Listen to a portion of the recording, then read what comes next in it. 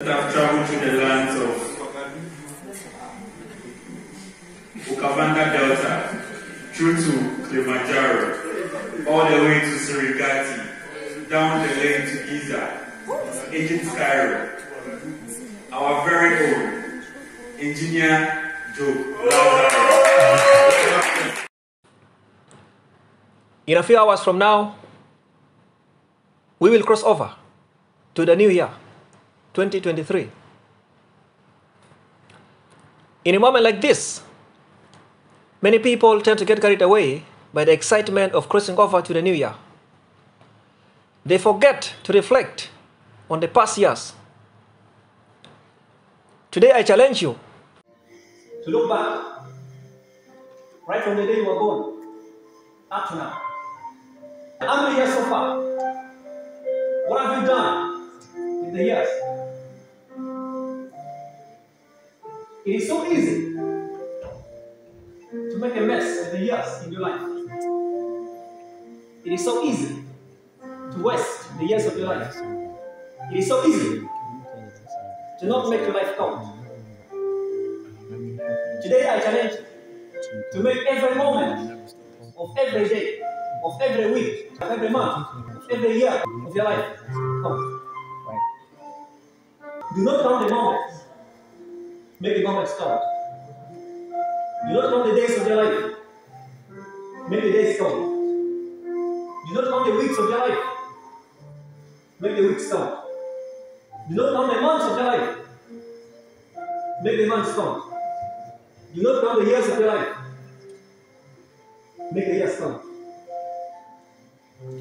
I've said this before, and I've said it again. Life is like climbing steps. Step by step, we get to the top. At every step, there are lessons to learn. If you skip a step, then you miss the lesson. There's a way life will bring you back to the steps you missed in some way. You can never skip a step in life and you go free. Life will bring you back. The point is this. At every stage you are in life, learn all the lessons and apply the lessons correctly so that you can make the most of your life. Whatever step you miss, life will bring you back to that step in some way, at some point. The world is a stage. On this stage, called the world, there's a show going on. The show is called life. Everyone is acting on this stage. On this stage, many came before us. Many are with us in the present. And many will come after us.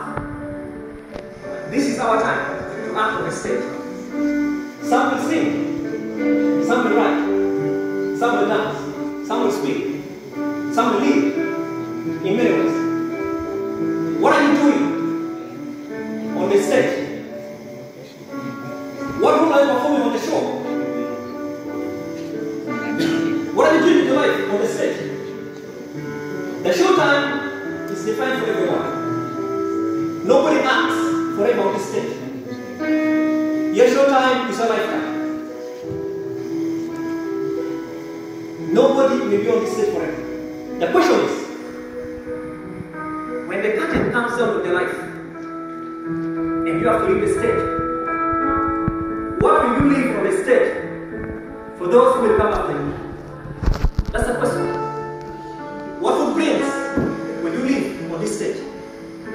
When your time comes to leave the stage, what will you leave here on the stage, on earth? For the men who will come after you. Many people came before us, and they did wonders, and they left legacies and footprints that today can never be erased from history. What are you going to leave on this stage as you live your life and act on the stage? In the infallible words of Mother Teresa, a life not lived for others is not a life. What a statement. A life not lived for others is not a life. The question is, Whom are you living for? How many lives are you touching with your life? How many people can say because of you, they are what they are, where they are, who they are today? How many people can say because of you, they made it in life? How many people can say you've been a blessing to them with your life? How many lives have you touched with your life? We live in a world in which so many people are so selfish. They live only for themselves. Many people live on the philosophy of every man for himself, but only God for us all. That is so crazy. A life not lived for others is not a life. Whom are you living for? To how many people are you a blessing? Whose history are you shaping? Whose destiny are you building? Whose future are you building? This week, I lost one of the most important people in my life. A young girl I met when I went to Rwanda for the first time. She was born the day I went to the country. And the mother asked me to name the girl. She died this week. As I sat in my room, in a quiet moment of reflection, I wondered what this little girl was born to do in the world. And yet she never did, because she died.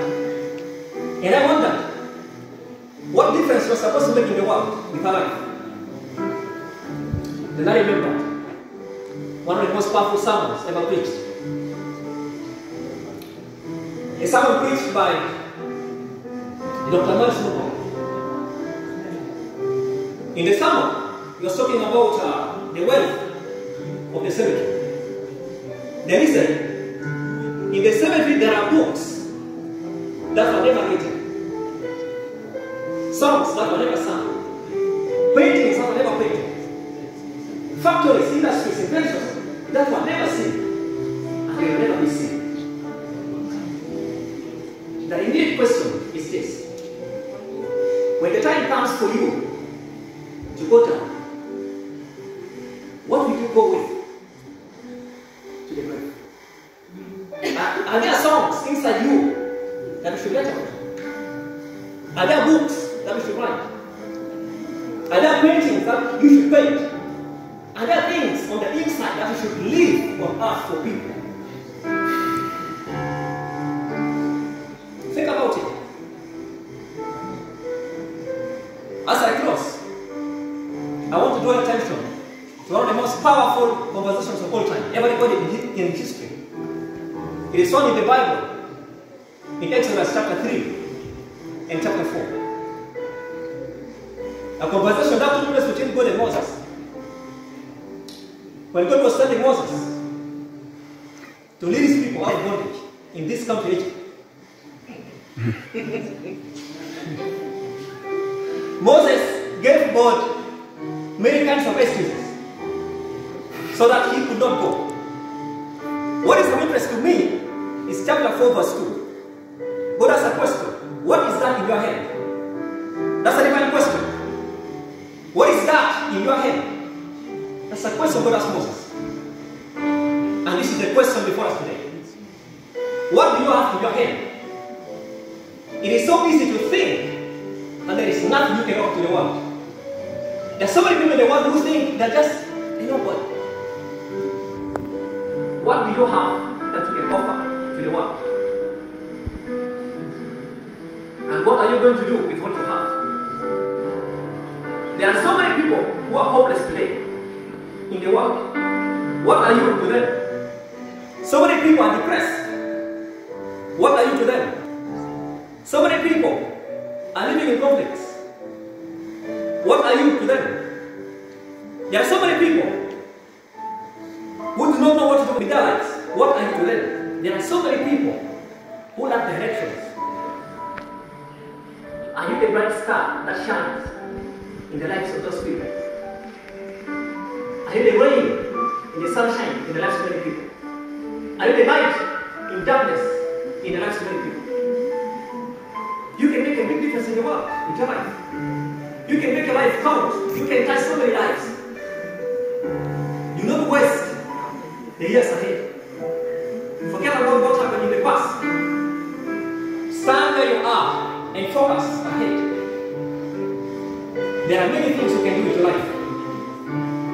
I was born in Gulu, Uganda, in a village called Poro. In that village, there lived a woman who was 60. At 60, she said she was too old to do anything with her life. They told her, why don't you invest time in building the young people? She said, no. I am old, I'm waiting for death. She lived and died at 100. So she wasted 40 years of her life. In the same village, there was a young girl of 15. They told her, why don't you make good use of your life? She said, no. I am still young. I have so many years ahead of me. I have to go and enjoy life with my colleagues. The girl died at 20. So at 15, she had 5 years to live. She thought she was young. Yes, she had only 5 years to live. The point is this. What is old? What is young? What is too old? What is too young? We don't know how many years are left. That's why we have to make every moment count. You may think you're too old when you got 60 years left. What are you going to do with the 60 years? You may think you're too young when you have 1 year left. What are you going to do with the 1 year? Will you make your life count? Will you make a difference in the world? Will you change lives in the world? Thank you so much.